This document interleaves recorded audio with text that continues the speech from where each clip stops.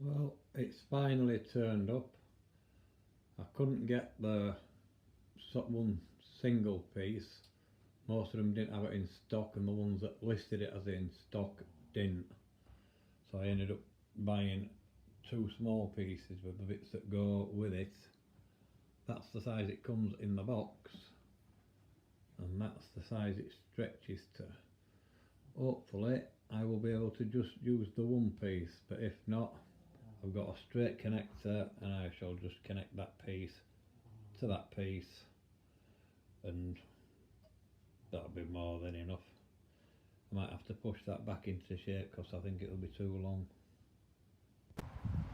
The downside about living near the coast is we get a load of wind and it's humid, hence the need for the heater.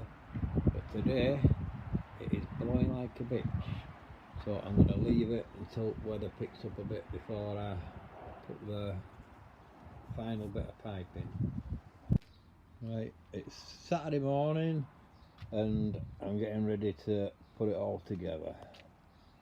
These are the bits that I'll need for underneath. If you've watched the previous videos, that one there is the one that I cut. That fits on the end of the actual heater itself, but then I remembered it has to go on top of that bit there. So what I did, I heated another cup up, and that cup goes straight on now. So I just need to pop that in the end of that ducting, find out where it goes to, mark it, add a bit, cut it and expand it, and that'll be clipped. But all this is all extra bits. That one piece of ducting there will be big enough, but it came with two pieces and a diverter thing. That's the original 4 pipes that came with the heater itself. There's the 4 little pipes that came with it. They come with 2 of those.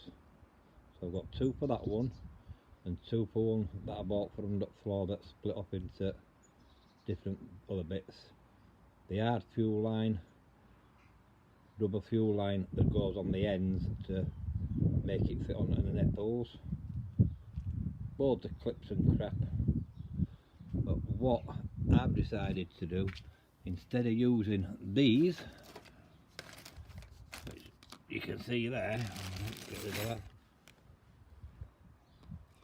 There is no margin for error on the end here. That's very close. But I got them. Now I just need to go into the shed, get my tool cutter, my hole cutters out, see which one's going to fit. Then I'll feed that through there, which I know it already fits because I've tried it, and then it's a matter of putting some insulation round it underneath floor, and then just whopping stuff together, and I will show you it as I go. Right, for underneath, these are the tools I'll be needing. Once that pipe's threaded under and I know where I'm coming out, I shall drill a pirate hole from one of the floorboards up, so I'll know that I'm not going to be drilling into any joists.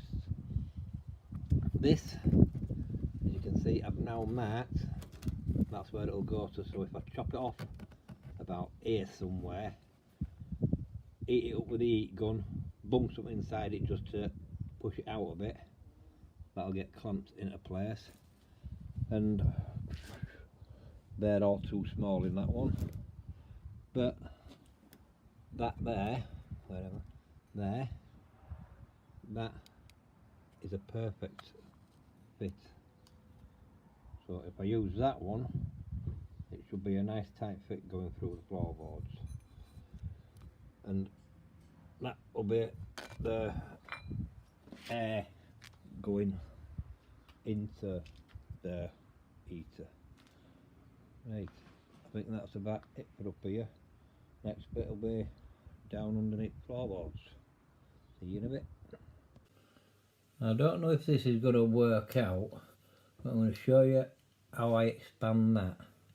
Right, that's a Field of Flowers snow globe that my mum used to have before she died. That's now cut down to size. The heat gun. Right, we'll whack that on. Right, I've still got that bit in there. So what I'm going to do is just blow it around the end here, if you can see.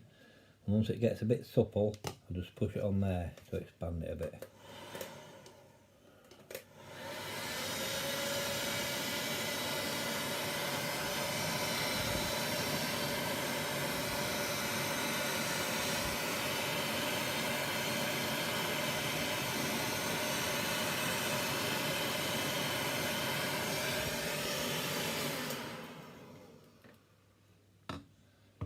And you should be able to see the bottom is starting to go out.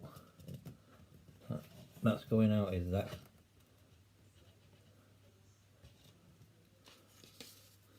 See, just started to go out there. And I'll keep doing that until I get something up to roughly that line. And that will be where it fits in. Right, before I go under the floorboards, I just thought I'd show you what I've done. I've now got that seated in there, a bit of duct tape just to help seal it. If you can see in the ends here, you can see little splits. There's one here and one there. What you do, that bit that goes onto the end of the heater screws into there, pushes into there, and that Jubilee clip will come over and tighten onto that, and those two splits will allow for that tightening. And that is it for up here. I will see you underneath the floorboards, but I'll show you where it is going. Right, and I've just got to turn that back around the other way. Right. This comes under here. Where are you? There you are. That goes underneath the pipe. Where am I? There you go. That goes under there. I know it fits in because I've already had it in. But once it's actually all the way in, like that, this will come round and screw onto there, and then that'll be tightened. First I need to take that back out of there and screw it on there. And there you go, that's the outside bit done. I don't have to worry about the fuel line because it's only cold that goes through this end. Need to clean up in here because I've knocked my bits over. But that's how it sits in the boxing in bit. So now it's under the floorboards. Do some insulation around that. I'll be coming over here a bit, probably about there, then drilling a pilot hole up, going into the bedroom to see where the pilot hole is, make sure it's not an air out in the bedroom, then taking the carpet up and drilling the main hole and putting the vent cover in. Right, there's the fuel system, it's all plumbed in. The three-way switch that goes to the main, the other one will go to the reserve tank, which will be that one, which will have heating oil in it, which is also known as kerosene in the UK. I'm not sure if it's the same as paraffin, but we just know it as heating oil or kerosene. Right, I shall see you under there. Right, I'm now under the floorboards. That's, well, over there in the previous video you'll see where that ducting goes out. That's the actual one that does the heating. That's where it splits into two. This is where it comes in. Oops, right, I've covered some up there. What did I cover up? Oh, might have been my head top. Like that. Oh. will come round just around the side of this joist here. It'll fit up just nicely there. So I'm going to drill up just between the two floorboards there. So there's half on this side, half on that side. But first I shall drill up a pilot hole, find out where that's going to pop up, and then do it with the hole cutter. And then it's just a matter of bashing stuff together then. Right, the hole is now drilled through. I've cut the underlay, and that's the bottom of the carpet. Grandkids pushing on a piece of board up there, so I'll just run Stanley knife around to make that same size as the hole. Right, there's the hole, cut perfectly through the carpet, but unfortunately I brought that down here with me instead of leaving it up in the bedroom. So now I've got to go back up, push this down, put the duct in, now the insulation on that bit of ducting, connect it to this, and then this bit's finished. We've come against a slight hiccup. The vent is not long enough to go through the carpet underlay and the floorboards, so I'm going to have to go upstairs and extend it. But I'm not going to take the iPad out with me, so I won't be able to show you that. But no doubt you'll see it when it sticks through. Fortunately, in my box of tricks, I had an extension, well, a straight coupling. So in theory, that should fit perfect. I might have to get rid of this bit here. Yeah, I think I'll have to get rid of that. Yeah, there's the vent, there's a coupler.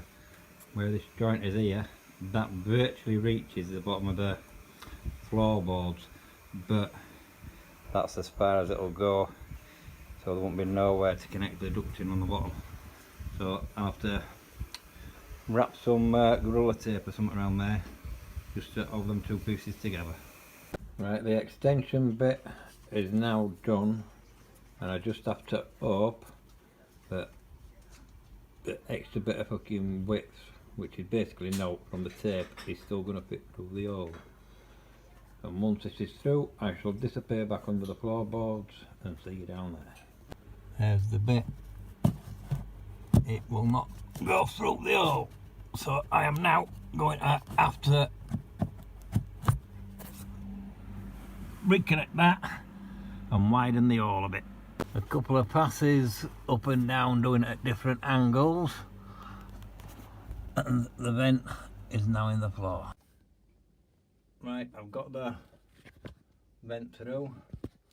That's now nice and tight, that ain't going nowhere.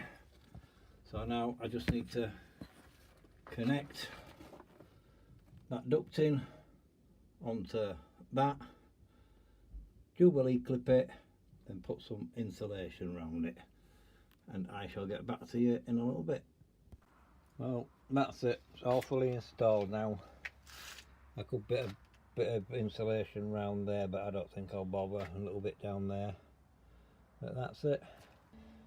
And eventually I'll be dismantling it and seeing what the insides look like. But with that top down, I just unscrew that Jubilee clip, undo that one, go underneath, undo them bits, take it out for servicing and all else that needs doing. That's it, all done and dusted. Hope you've enjoyed watching.